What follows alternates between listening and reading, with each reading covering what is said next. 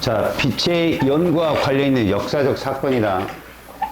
사실 학교 선생님들 중에 저런 사건을 좋아하시는 분들이 있어. 알겠어?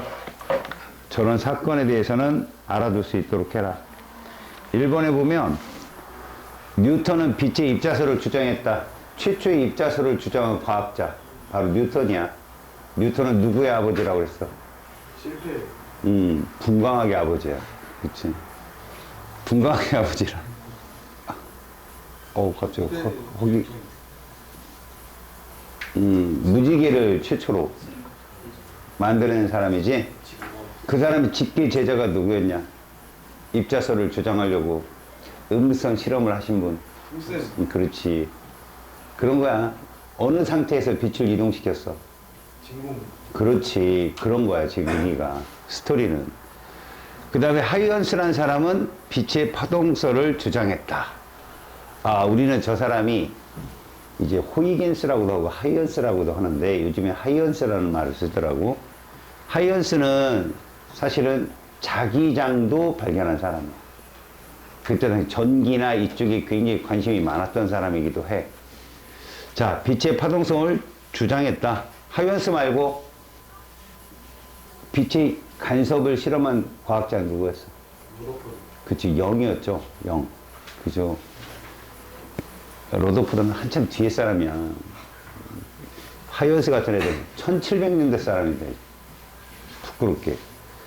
자, 밑에 영은 이중 슬릿에 의한 간섭 무늬를 빛의 입자설로 설명했다.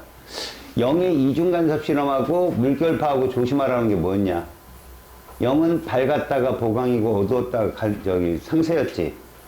근데 물결파는 밝아도 보강이고 어두워도 보강이다. 기억나? 그지? 조심하라고 했다.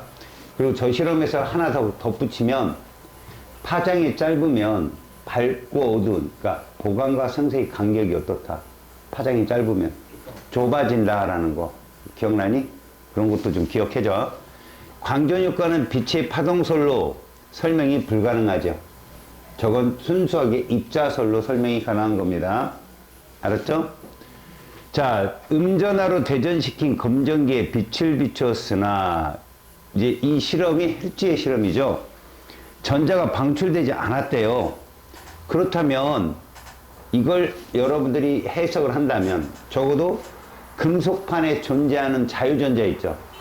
걔들이 금속판을 떠나는데 필요한 에너지가 뭐라 불렀죠? 그렇죠. 이람수라고 불렀어요. 그 이람수라 불렀는데 근데 화학에서는 그걸 이온화 에너지라고 해요. 진짜로. 문제는 이 이람수라는 이 표현, 이람수보다 어때요? 에너지가 더 커야죠. 누구? 광량자 하나의 에너지가요. 광량자 하나의 에너지를 어떻게 표현했죠? 플랑크 상수를 써서 하 F로 표현했죠. 이람수는요. 하 F0. 그 F0를 무슨 진동수라고 했다고요? 그렇죠. 문턱 진동수요. 또 다른 말로 뭐라고 했죠? 그렇죠. 한계 진동수. 알겠습니까? 한 개가 아니라 겨이. 한계, 리미티드. 알겠냐? 자, 그런 겁니다. 그러니까 왜 전자가 방출하지 않았는가? 그럼 증가시켜야 하는 빛과 관련된 물리량 뭐냐? 광자 한 개의 에너지예요. 알았죠? 광자 한 개의 에너지. 그 한 개의 에너지는 진동수가 누구보다 커야 된다? 문턱 진동수 얘보다 커야 된다는 얘기죠. 알았습니까? 그 얘기입니다. 자, 그 다음 이 이론을 주장한 과학자의 이름 누굽니까? 광량자설 아인슈타인입니다. 이 사람이. 그러니까 이 사람이 혼자 이걸 다 만들어낸 건 아니겠죠?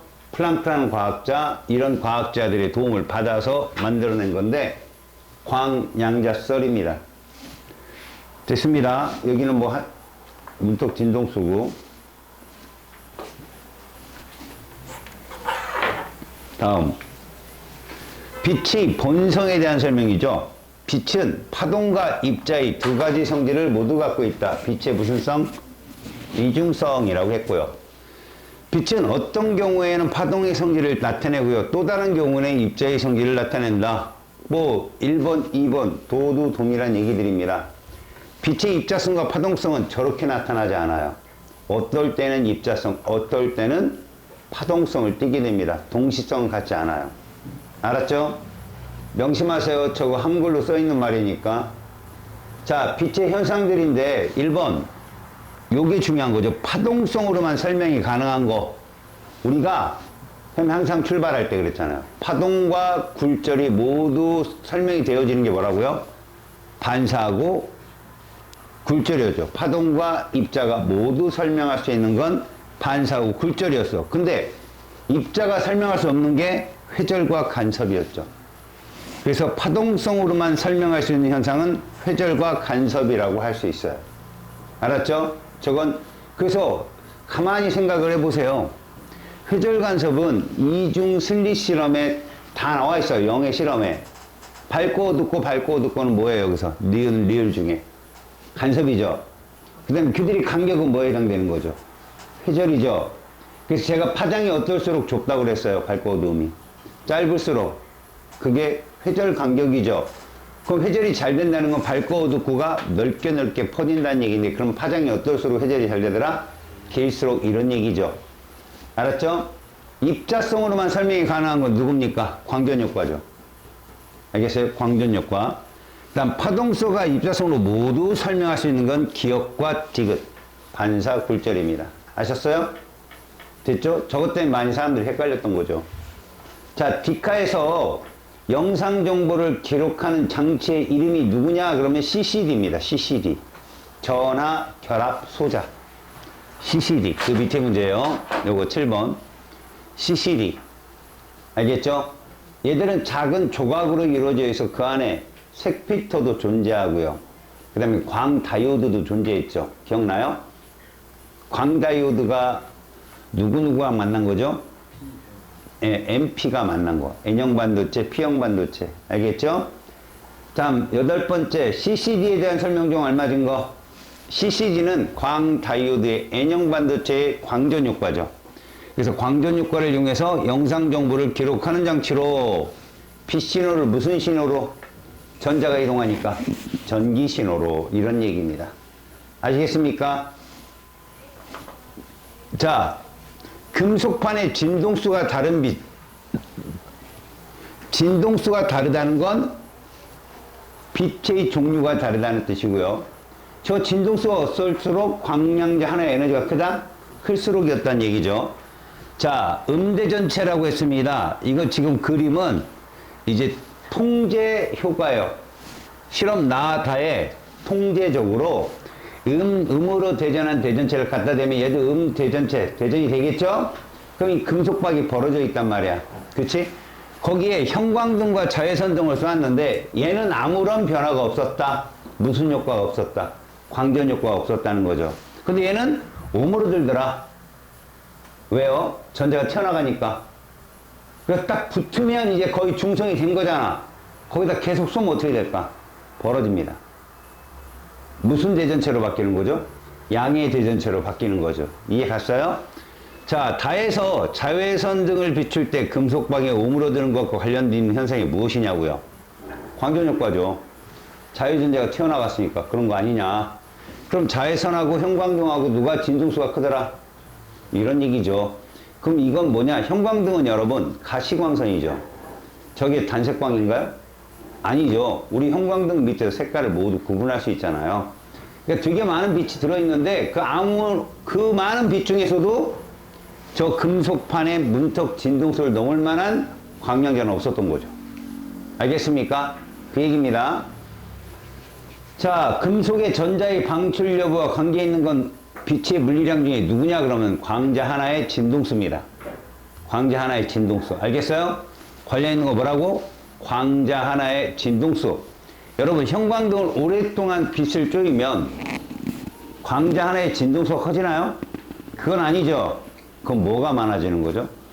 광량자의 숫자. 걔가 많아지는 거지. 하지만 광량자 하나의 진동수가 변하지 않는 한 쟤는 광전 효과를 일으킬 수 없다라는 얘기죠. 저게 바로 파동학자들이 설명이 안 되어지는 겁니다. 아셨어요? 다음, 광정자는 금속 표면에 비추는 빛의 진동수가 특정한 값, 이게 뭘까요, 여러분? 특정한 값이라는 건 실제로 저 금속의 무슨 진동수? 문톡 진동수 이상일 때, 이런 얘기죠. 방출된다. 맞는 표현. CCD는 빛에너지를 전기에너지로, 아주 정확한 답이죠.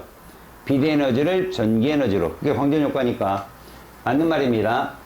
3번 CCD는 빛의 파동성을 이용해서, 그건 광전효과로밖에 설명이 안 되죠. 입자성을 이용해서. 3번은 X입니다.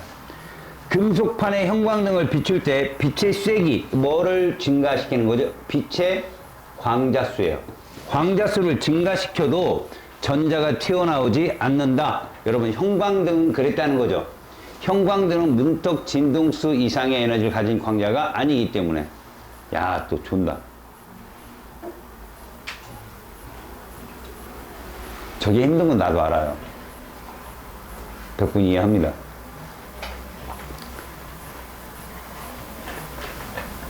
저 어떻게 할 수가 없어. 저것도 제가 어떻게 할 수 없어요, 그건.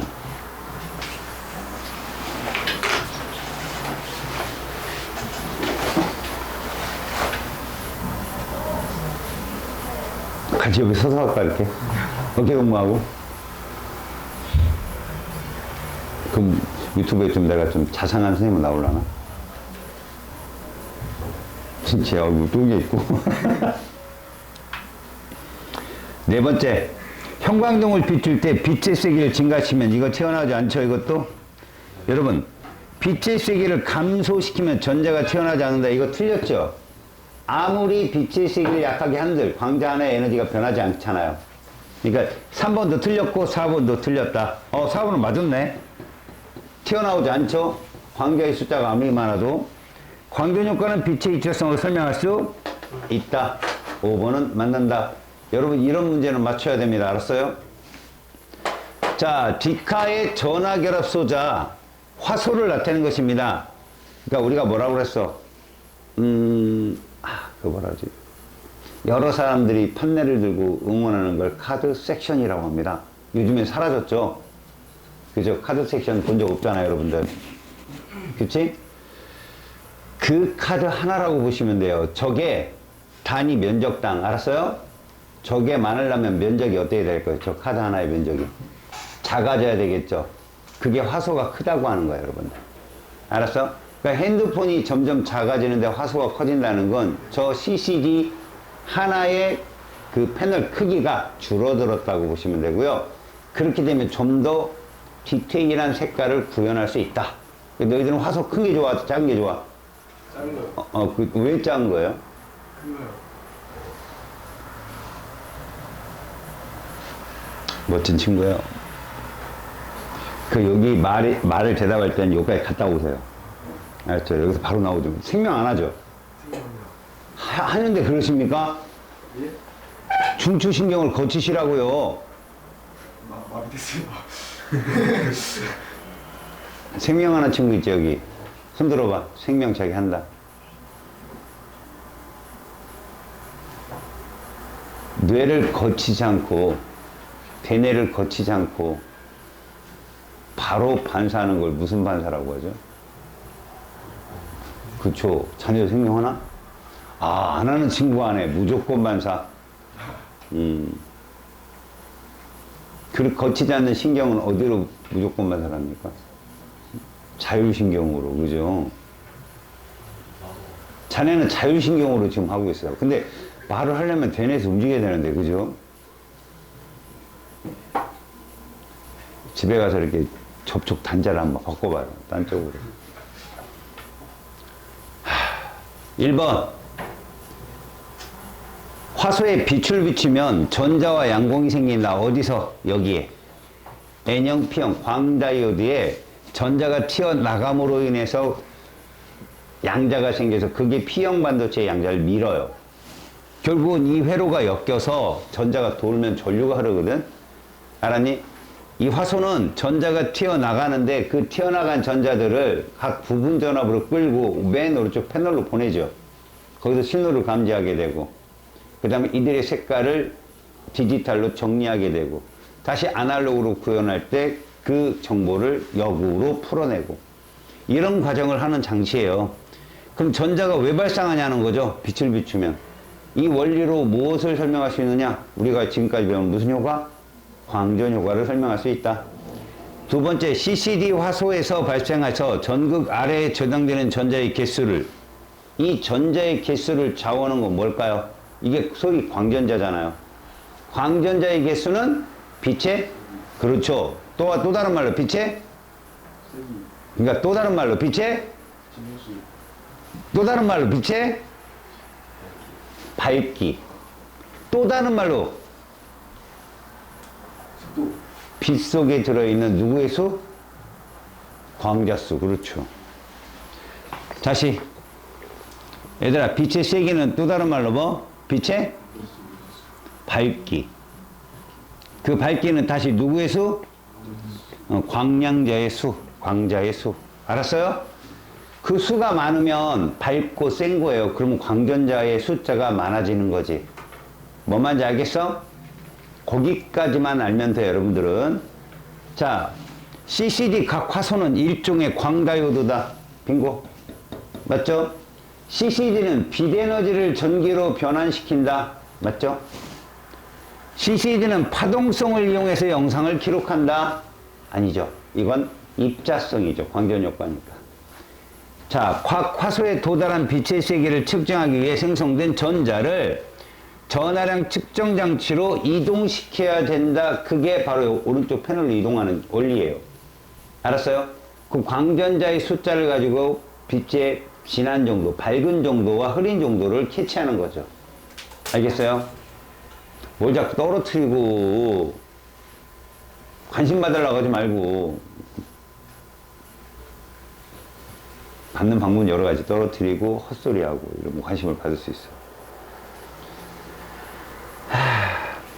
빛의 세기와 색을 모두 측정할 수 있다. 얘들아, CCD 자체에서는 세기만 알 수 있다. 광자의 숫자만 알 수 있어. 뭘로? 광전자의 숫자로. 그러면 색을 측정하는 건 어떻게 측정해야 되냐? 색 필터가 있어야 돼. 거기에 필터가 다 들어있는 거야. 얘들은 순수하게 뭐만? 전자의 숫자. 그게 빛의 밝기, 광량자의 숫자에 비례하니까. 명심해라. 색을 모두 알 수는 없어. 그 색 필터가 있어야 된다. 면적이 같다면 화소의 크기가 어떨수록 고화질이겠냐? 작을수록이죠. 니네 면적이 같다면, 내가 아까 얘기했잖아. 면적이 같다면 이거의 크기가 어때야 그 안에 많은 광도 다이오드가 들어갈 수 있어? 작아야. 다시 말해서 여러분들이 도화지가 똑같은 도화지를 놓고 누구한테는 큰 붓을 주고 누구한테는 작은 붓을 주고 점을 찍어서 그림을 그리라고 한다면 누가 점의 개수가 더 많아야 돼. 걔가 디테일하다니까. 뭔 말인지 알겠어? 붓이 크면 금방 그리겠지만 조금 멀리서 볼 땐 모르는데 가까이 가보면 지저분해지죠. 점이 몇 개 안 보이니까. 그쵸? 이런 식이죠. 알았어요? 자, 그러면 이제 마지막 빛이 아니라 물질의 이중성을 보겠습니다. 여기 숙제한 것 중에 질문 있어요? 빛의 이중성 중에? 다음 주가 시험 아니에요? 공부 안 하는군요. 좋아요. 그리고 이따 쉬는 시간에 보강 시간이라는 거 한번 잡아봅시다. 직전 보강. 좋잖아요? 되든 안 되든. 자, 여러분. 이 빛 말고 물질의 성질은 뭐냐? 요렇게 좀 생각합시다. 빛이 파동이라고 그렇게 믿어왔잖아요. 그죠? 빛이 파동이라고 한 세기 동안을 주장해 왔는데 그게 뭐일 수도 있다는 걸 알아낸 거야. 입자일 수도 있다는 걸 알아냈잖아. 그럼 우리가 눈으로 보이는 모든 물질들이 입자거든요. 입자잖아요. 보이니까. 근데 그 입자도 혹시 파동성을 가졌을까?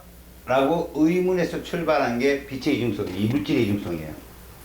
그거의 대표적인 이론을 가지고 주장을 했던 과학자가 드브로이고, 그걸 갖고 실험을 해서 결과를 증명한 애들, 아들 톰슨이나 아니면 데이비슨 거머, 이런 애들이 증명을 하죠. 그래서 뭐를 타게 돼요? 노벨상을 타게 되죠. 알았습니까? 그래서 여기서 여러분들은 물질이 입자성을 갖고 있는 건 확실한데 거기에 뭐도 가질 수 있다. 파동성도 가질 수 있다라는 걸 지금부터 증명하면 됩니다. 단순하니까 어렵지 않습니다. 자, 드브로이의 물질파에 대한 출발. 1924년 드브로이는 파동과 입자의 성질이 빛이 모두 갖고 있다면 혹시 우리가 알고 있는 질량을 가진 입자도 혹시나 파동성을 갖지 않을까라는 의문에서 바로 실험의 착품으로 정립을 합니다. 저널을 만들어내죠. 그 수많은 애들을 수많은 사람들이 그 저널을 보고 실험을 하게 되고 드디어 증명이 됩니다. 물론 이 사람도 이론적 증명은 했죠. 그래서 그때 당시에 가장 큰 게 뭡니까? 입자성, 그럼 뭐예요? 빛의 입자성, 에너지, 이거잖아요. 그죠? 누가 얘기했어? 광량자설 해가지고. 아인슈타인이 얘기한 거라니까? mc제곱. 그런데 여러분, 질량을 갖고 있는, 빛이 이제 질량을 갖고 있는 입자라고 생각했으니까 이 에너지가 나오잖아요? 근데 이 에너지는 얘에 비례하잖아요. 얘에 비례. 맞잖아요. 그죠? 그러니까 우리가 이제 이걸 가지고 이런 식으로 생각을 해보자. 결론적으로 우리 진동수라고 하는 거, 그렇죠? 이게 사실은 뭡니까? 빛의 진동수잖아. 빛의 진동수. 맞아요? 그럼 빛의 진동수는 이거일 수 있잖아요. 기억나요? 왜? 빛의 속도는 뭐니까? 파장 곱하기 뭐니까? 여러분, 이거 많이 뒤통수 당했잖아. 빨간색이 빨라요? 보라색이 빨라요? 똑같다고 배웠잖아. 그럼 누구 에너지가 더 세요? 보라색이 더 세서 진동수가 크면 파장이 짧다, 이거 배웠잖아. 기억나니? 여기다 대입해봐. 그럼 이렇게 되겠지? 이렇게. 맞지? 그럼 여기 지워지잖아. 이렇게 하나. 맞아? 그럼 mc가 뭔데? 질량 곱하기 빛의 속도. 이게 물질 같은 경우는 뭐냐? 그래, 이 운동량이잖아. 운동량. 그래서 람다를 넘어가면 이렇게 된다고. 운동량분해 뭐가 된다? 이게 나오는 거야. 알았어? 그래서 드브로이가 그래서 분모값이 엄청나게 크다면, 플랑크 상수 합값이 되게 작거든. 이게 엄청나게 크다면 이 파장값은 짧을 것이고, 이런 말을 썼거든. 그 다음에 이 분모값이, 운동량값이 굉장히 적다면 파장은 상당히 길게 나올 것이다. 이렇게 말한 거지. 알았어요? 근데 이거 여러분, 과학자들이 지금부터 이 실험을 할 건데, 파장이 길수록 회절이 잘 되네, 파장이 짧을수록 회절이 안 되네. 근데 인간이 지금의 기술력으로 측정할 수 있는 범위가 전자가 딱이야. 전자가. 걔보다 파장이 길어도 안 되고 걔보다 파장이 짧아도 관찰하기가 어려워. 알았어? 그 전자가 자주 등장할 거야. 지금부터. 재웅이 졸려?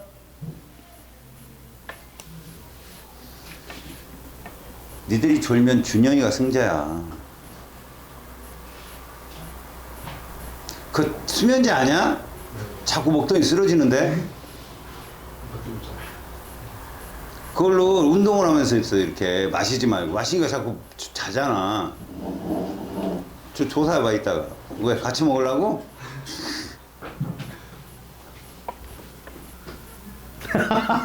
참나. 저러고서 이렇게 번호판 들고 있으면 그건데. 여기 유리판 있고, 저놈 중에 누구야? 저 왼쪽에서 두 번째요, 뭐 이런 거. 처먹는 놈이요, 뭐 이런 거 있잖아. 범인은 잴니다, 뭐. 자, 예제 한번 봐봐. 속력이 V이고 질량이 M일 때, 그럼 우리는 뭐라고 쓸 수 있어? 이게 뭐야? 운동량이잖아. 입자의 물질파 파장은 람다이다. 그렇다면 속력이 EV이고 질량이 EM이면 얘는 뭐가 되는 거야? 이렇게 되는 거잖아. 이 파장은 어떻게 되느냐? 파장이라고 하는 자체가 운동량분의 한데 요거는 동일값이잖아. 결국 쟤를 람다로 놓는다면 얘들은 몇 람다가 된다? 이것이 4짜리니까 4분의 1람다가 답이 되지 않느냐. 운동량이 크면 파장이 짧아진다. 응? 파장이 짧으면 보기가 관측이 어렵다. 알았어? 그렇다고 길다고 뭐 마냥 볼 수 있는 건 아니고. 그러면 이것도 한번 봐봐 얘들아. 우리가 이렇게 썼는데 니네 운동에너지라는 게 이렇게 쓸 수 있잖아. 운동에너지가 자 우리 이거 용영공식을 이렇게 쓴 거 기억나니?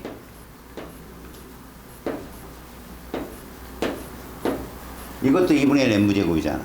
맞지? 그럼 이거는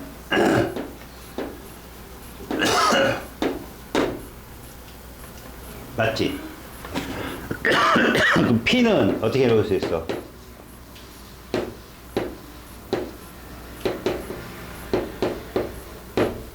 맞아?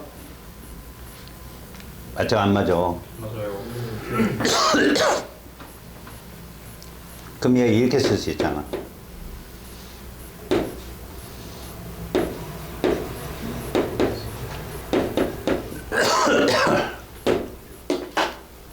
사람들이 문제를 낼 때 운동 에너지로 낼 수 있어. 루트 2K 값이라는 거 명심해. 알겠냐? 다시 말해서 잘 들어봐. 질량이 동일한데 운동 에너지가 4배야. 질량이 동일한데 운동 에너지가 4배가 되려면 속도가 몇 배 커야 돼? 2배 커야 되겠지? V 제곱에 비례하니까. 운동 에너지가 4배 크면 파장은 얼만큼 주냐고. 2분의 1로 줄잖아. 야, 근데 그건 거기까지 갈 필요도 없어, 얘들아. 이 질량이 일정하면 M 곱하기 V가 운동량인데 이게 4배가 크면 이거잖아. 아, 2배가 크면 속도가. 그치? 속도가 2배 빨라져야 에너지가 4배 차이 나는 거 아니겠냐? 그치? 2분의 1 MV 제곱이니까 운동량은 2배야. 어차피 파장은 2분의 1 람다 나와. 알았어? 근데 그런 질량이 동일하네, 파장이 뭐 속도가 어떠냐 이런 거 없이 에너지를 줬을 때는 루트 값에 넣어서 풀면 된다고. 그러니까 결국 이런 거지. 에너지가 2배 크면 파장은 몇 대 몇이냐? 루트 2대 1이 되는 거야. 1대 루트 2분의 1이니까.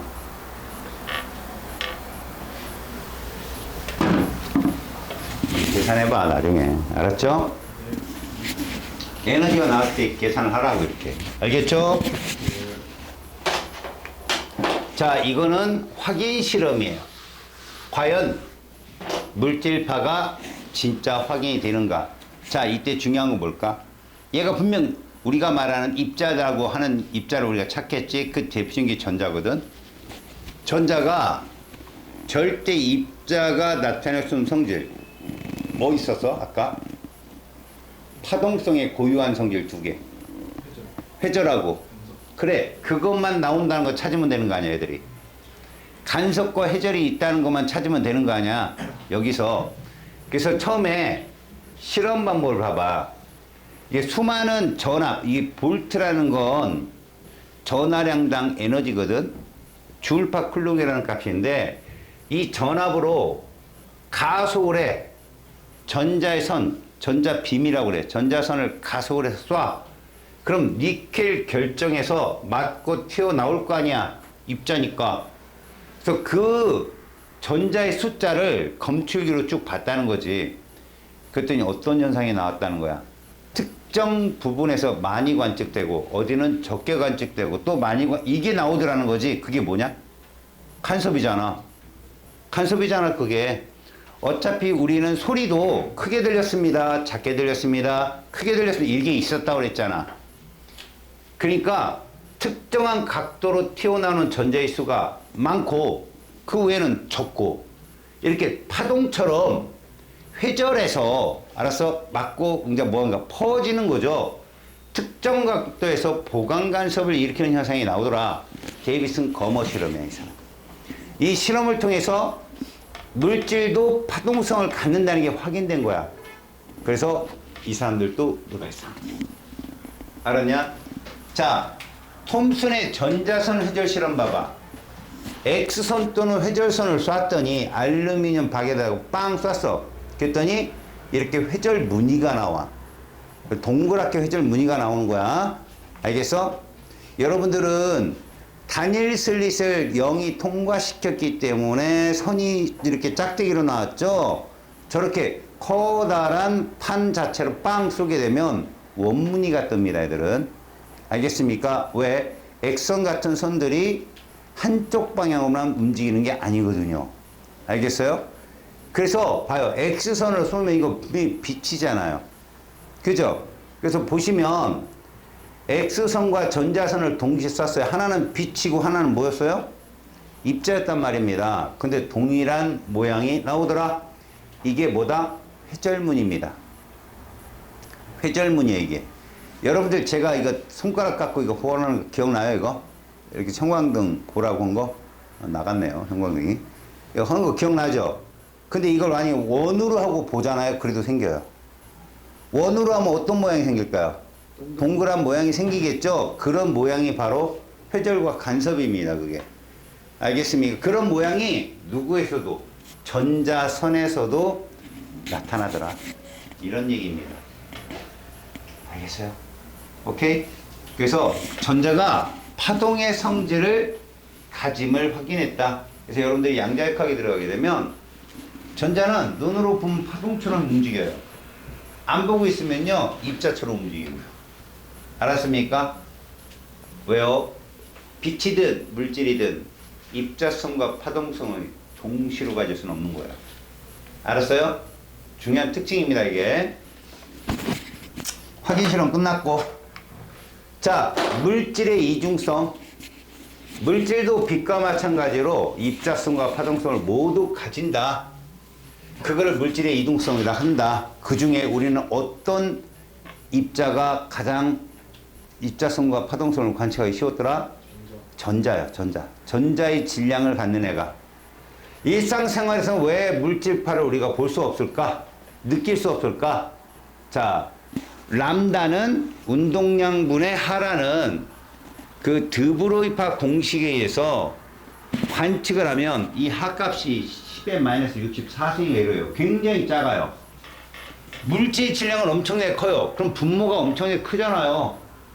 운동량분의 하값인데 하는 분수고 그리고 그 밑에 분모인 운동량도 굉장히 크다면 파장이 어떻게 측정이 될까요? 짧게 측정이 되겠죠?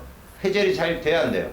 안 되겠죠? 그래서 파동성을 보기가 되게 어려워요. 알겠습니까? 자, 그래서 일상생활에서 우리는 야구공 같은 경우는 굉장히 파장이 짧거든요.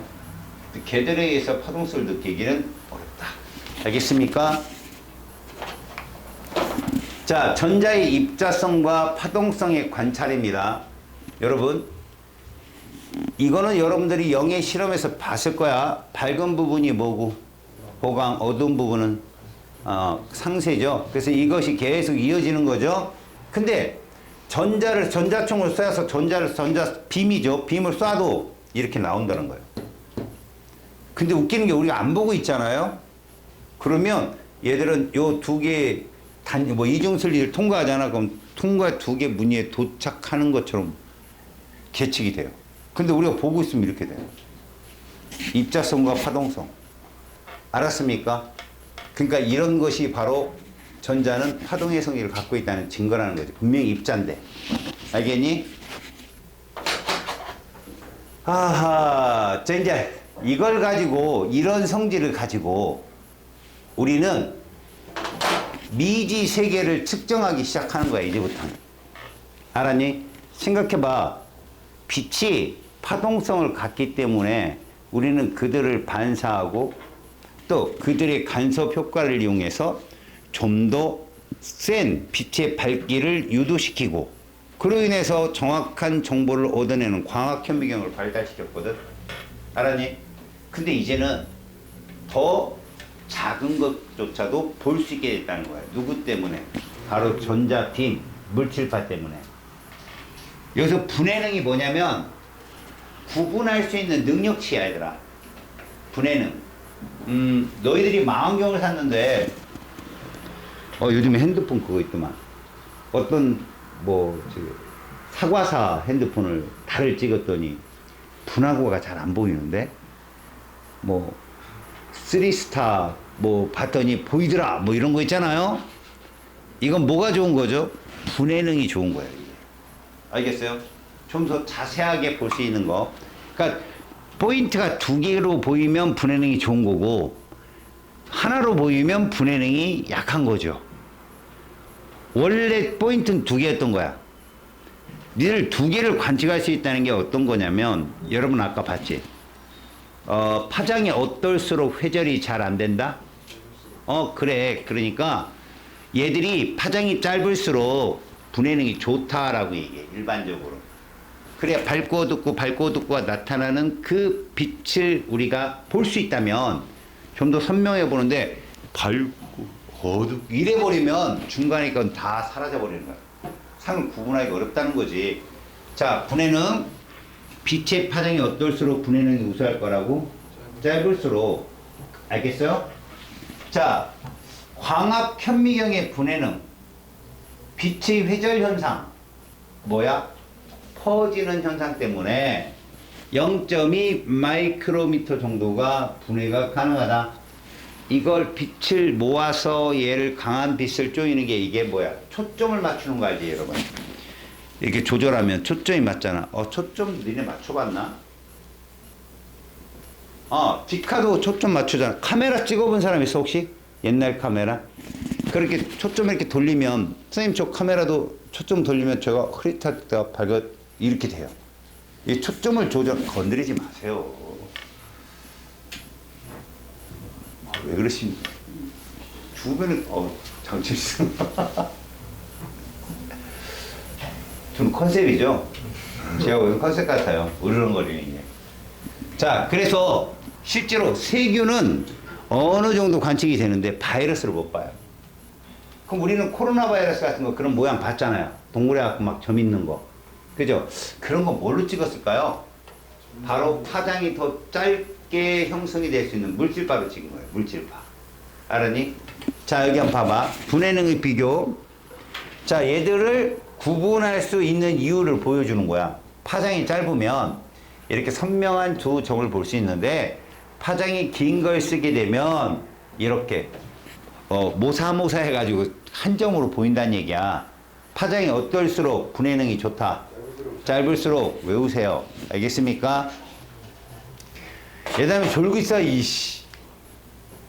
자, 그러면 빛은 봐요. 하여튼 파장이 짧다고 칩시다.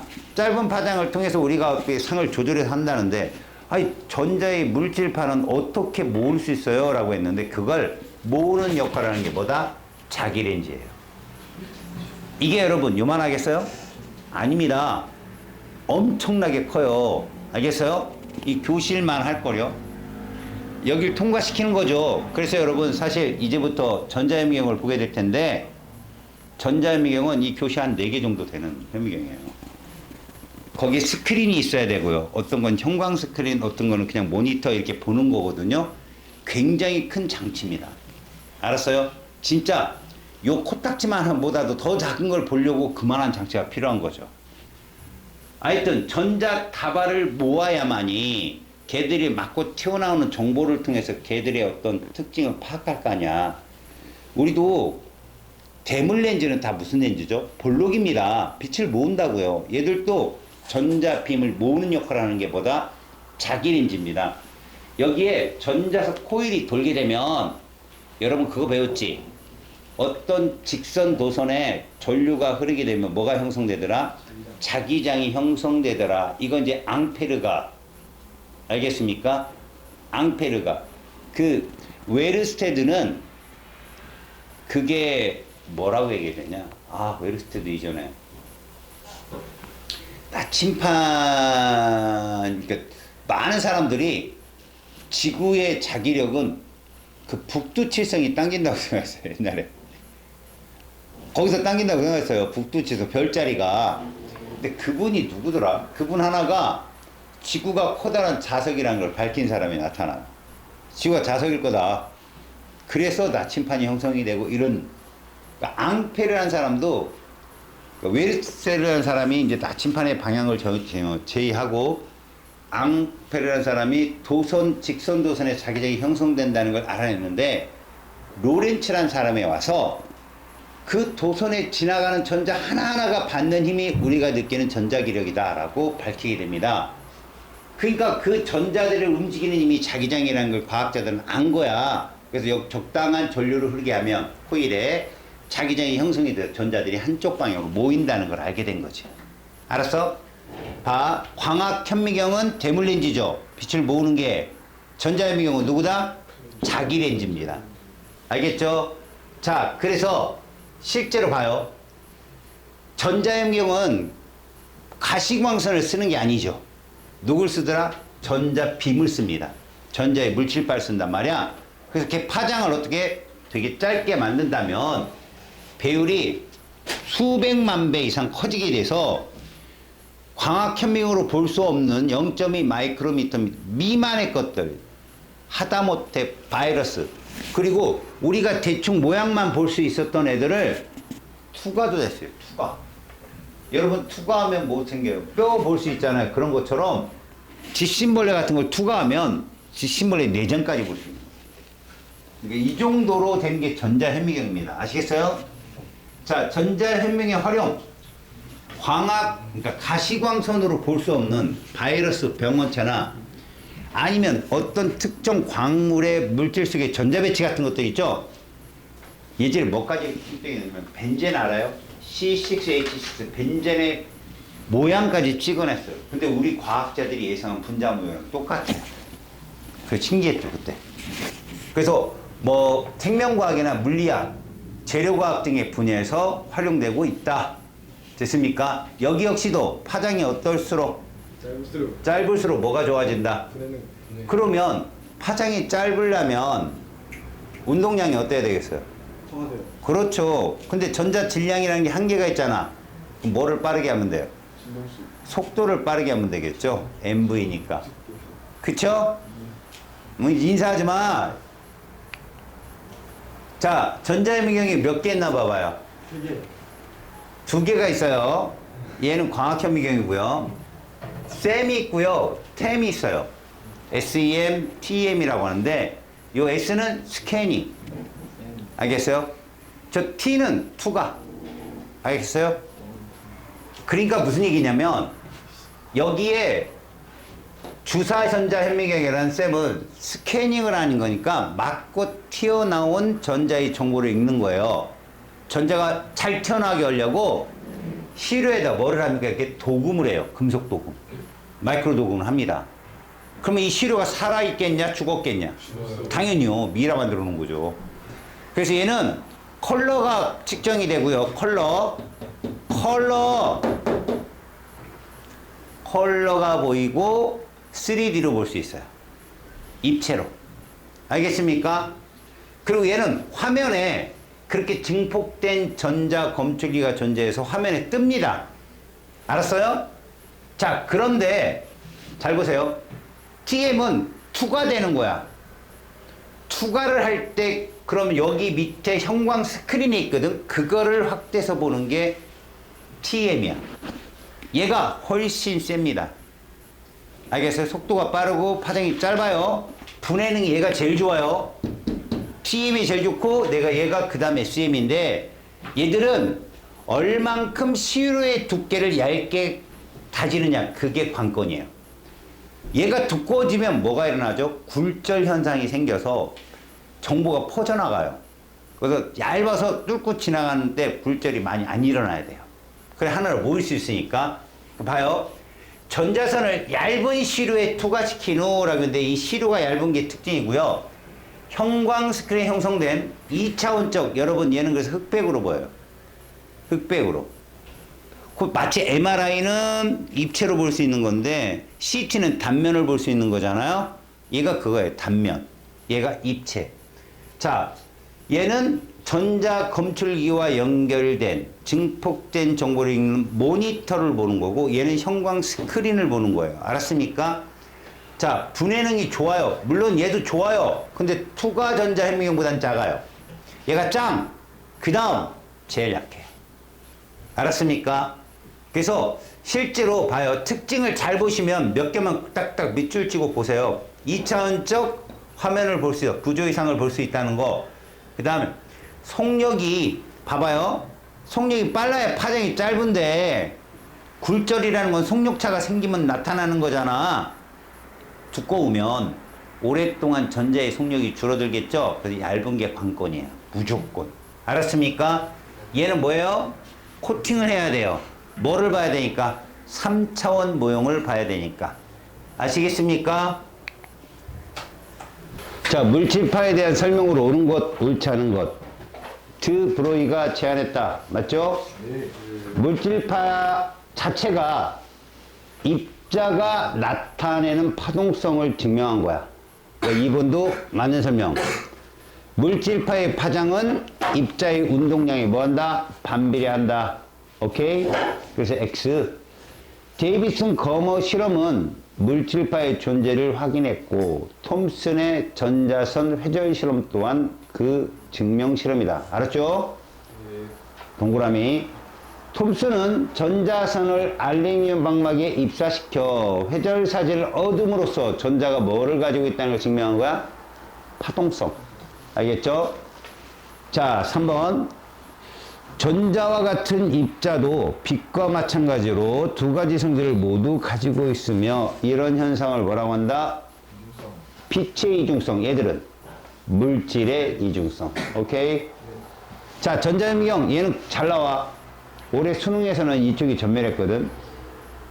빛의 이중성이 물질의 이중성이랑 그냥 학생들 대화 내용으로 시험에 나왔어. 올해 수능에서는 전자현미경 이런 거 하나도 안 나오고 이들은 아마 내신에서는 꼭 다뤄주는 문제야 이건.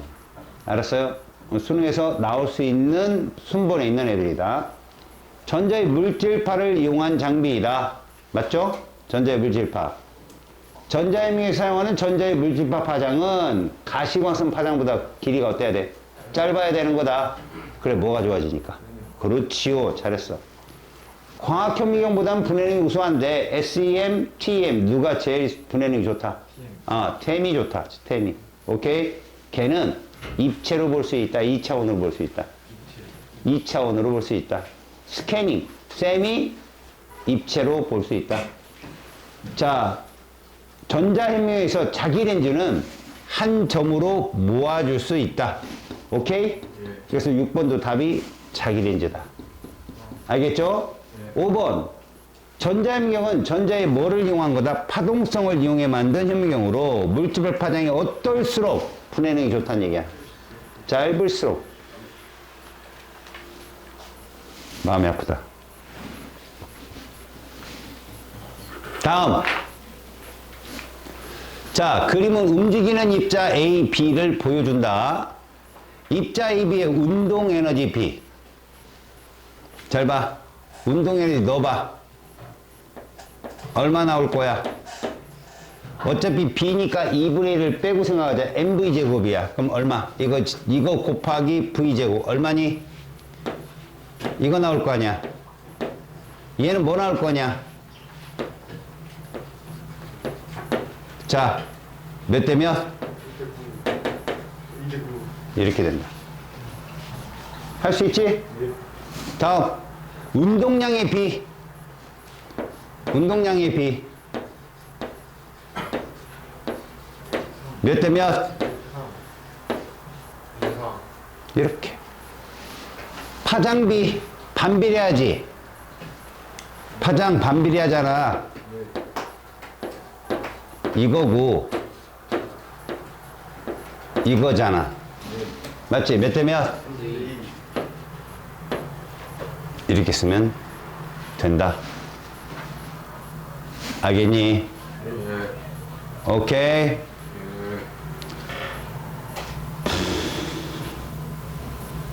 자, 네 번째. 얘들아, 얘를 넣어서도 파장비를 3대 1로 끄집어낼 수 있겠어? 니네, 이것은 이거분의 이거 값. 운동량분의 하니까 저게 3대 2가 나온 건 알지? 똑같이 된다고, 이렇게 해도. 루트 2m 분의. 알았어? 결국 여기에다가 누구 집어넣어? 2mv 제곱 넣으라고. 그 다음에 여기다가 밑에는 누구 집어넣어? 9mv 제곱 넣고. 알았냐? 그러면 값이 나와. 2대 3. 3대 2가 나올 거야. 알겠지?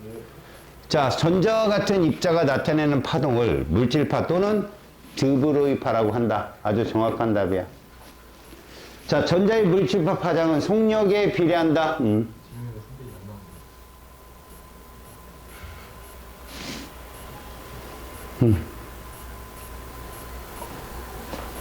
계산해봐.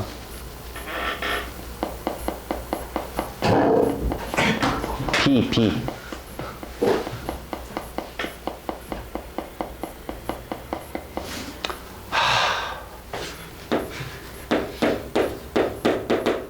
됐지?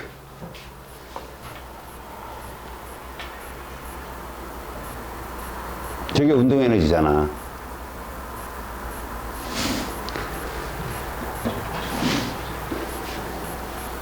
계산해보라고, 집에 가서. 알겠어? 하고 있어?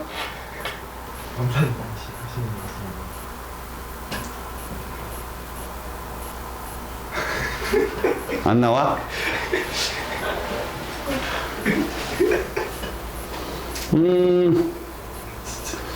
2대 9니까 여기다 2를 넣고 9를 넣으면 루트가 빠지네?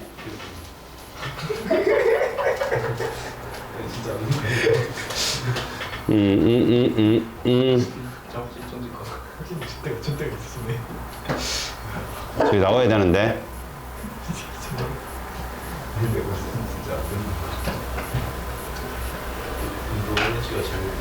3.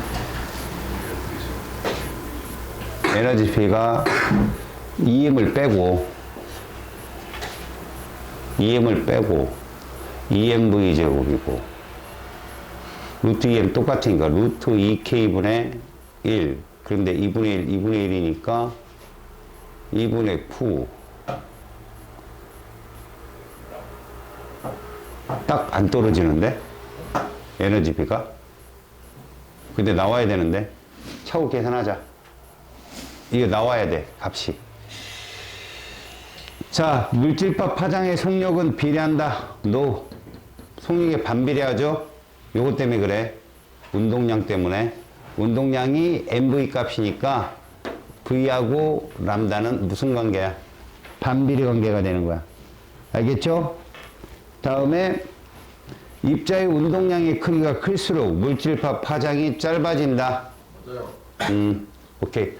아, 네가 요거를 EM은 안 넣구나. M 대신에.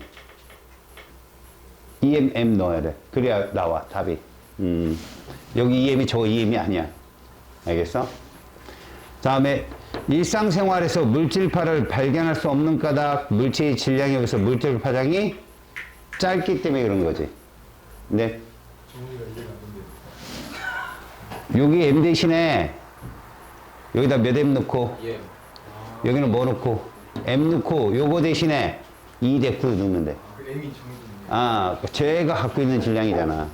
저걸 집어넣고 풀면 된다. 알았지?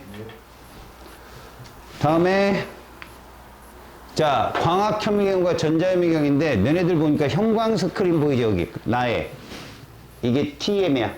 투가 여기 시류가 있고 이걸 전자검측기를 통해서 증폭을 시켜서 어디로 모니터로 볼 수 있는 게 뭐고? 셈. 그래서 실제로 가장 분해능 좋은 게 다 가가 되는 거지. 이때 3D로 볼 수 있는 게 누구였어? 다. 그러지. 스캐닝. 알았어? 2차원 이해했고.